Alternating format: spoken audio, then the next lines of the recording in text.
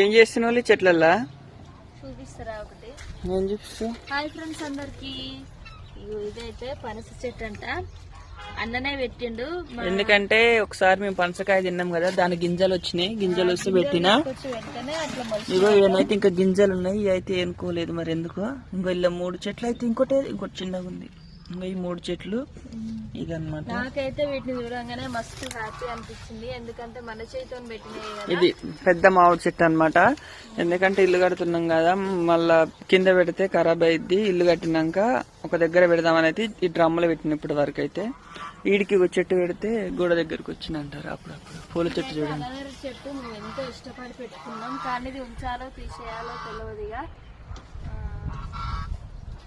మీకెంత మందికి అలనేడు పండు నాకు ఇష్టమో కామెంట్ చేయండి ఫ్రెండ్స్. చూసిరా మొత్తం ఎంత బాగుందో.